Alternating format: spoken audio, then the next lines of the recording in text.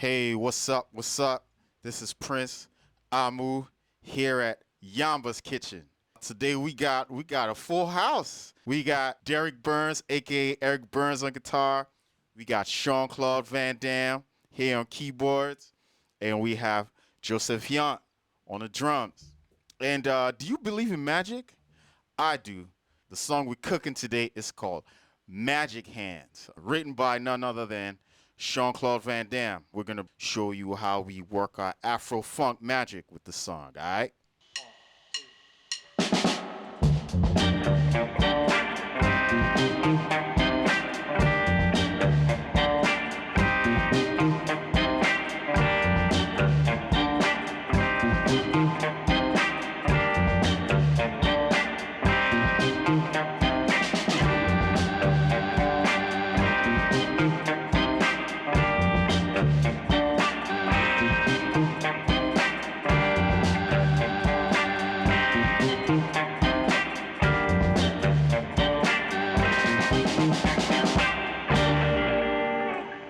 All right, that was Magic Hands. So, Sean, what magic was going on when you made this?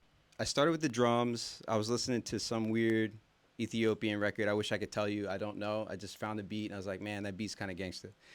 And then I was like, well, I wanted one to kind of be like that, but also kind of like soul a little bit too. And I was like, man, we don't have a song with a tambourine. That would be kind of dope. So I wanted that, and I just wanted something that felt soul, but if like Afro-Funk musicians were trying to play soul, and what would that sound like? It's funny you mentioned soul, cause just the other day, Joseph and I were talking about that. We were like, yeah, this stuff is Afro funk, but it also has some soul in it.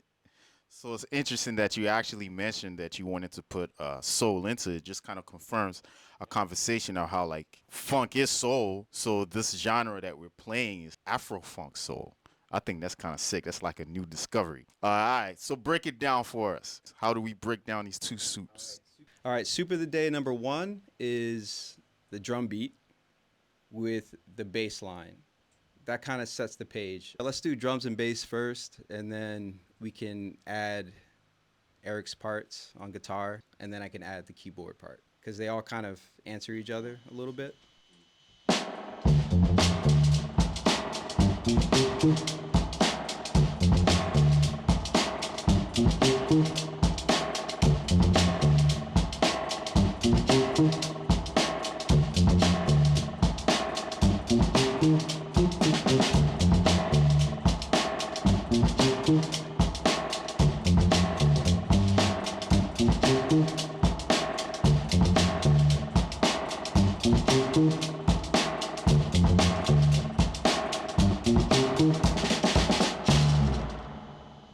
What's going on for me in my mind, the snare is kind of like just keeping you steady, kind of like you would hear in like what I would imagine in a soul song, and then the kick is kind of answering the bass a little bit. So that's the first like call and response that I'm hearing, and then from there, the guitar adds another layer of that onto it, and then the keyboard answers that. Dope. When I'm playing the bass line, I'm actually focused on the guitar line. I feel like my part is responding to the guitar line. When I'm playing don da da din don, the guitar is in con, kin, con, can. Can you explain to us the guitar parts?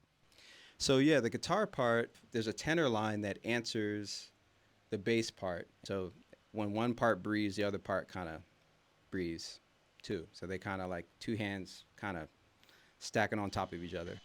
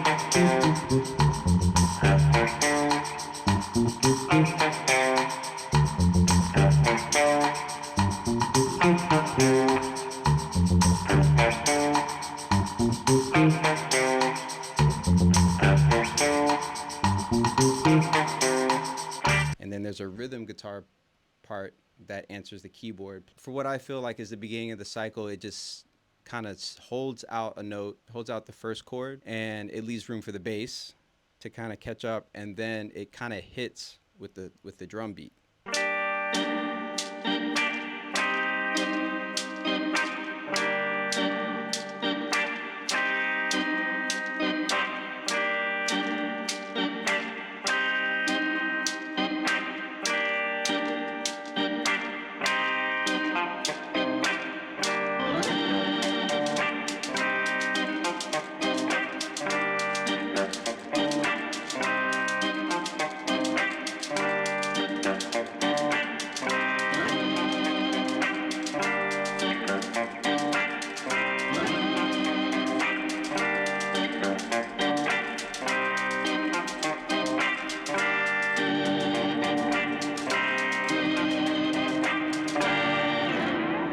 There's another thing I mentioned earlier, how I was listening to Ethiopian kind of track, and it's not an Ethiopian scale or anything that I'm playing, but it does have a I think it has a scale that I don't really hear used a lot for a lot of like Afrobeat songs. There's a lot of Afrobeat songs that have a certain type of kind of Fela sound that I like, but then there's some that have like a different kind of scale, and it's just kind of basically between two chords. There is this chord, this G minor chord, going between the C minor chord, and that scale is kind of like this.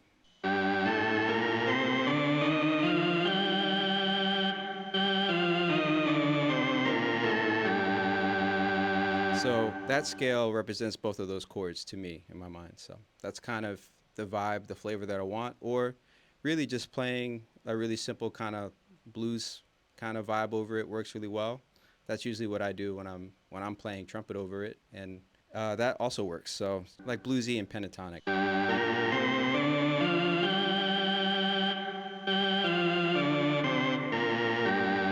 Dope, dope, dope. I like that that you're using like an like a pentatonic blues scale that's inspired from like an Ethiopian song on an Afrobeat track. Am I right? Yeah, basically that's kind of the vibe. I wanted to. A lot of times I've written songs that just have like one chord just to get into the Afro-Funk thing. And I was like, well, I want to move a little bit because sometimes when I hear soul songs, they'll move a little bit and that's so driving. And I was like, all right, also some Ethiopian funk that I like too, it kind of moves a little bit. And I was like, all right, how could I do that and keep it familiar, but it still moves a little bit? And I think that helps with the momentum of the song. That's kind of cool. All the time I've been playing the song, I did not know the background and the history. Wow, that's awesome.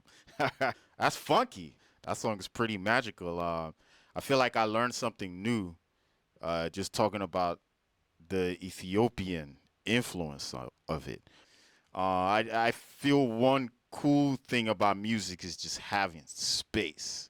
Also having like the instruments speak to each other within that space, and I feel like this song does that a lot. This is like a lot of open space, and it allows the drums to breathe and like make people dance. You know, that's what we do here at Super Yamba, man. We get that ass shaking.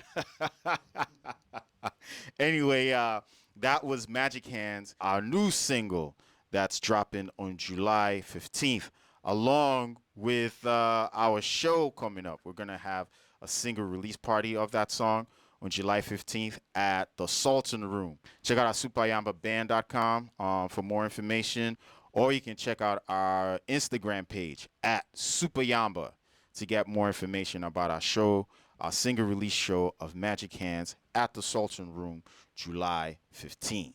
Thanks for checking us out, and we'll see you on July 15th. All right. I forgot to mention our honorable member. He's always been here. I just never introduced him. And he said, yo, if you don't introduce me today, I'm going to have beef with you. Marley. Marley is our member that I've been missing out Say what's up to the fans, Marley. My bad. I didn't mean to leave you out of this.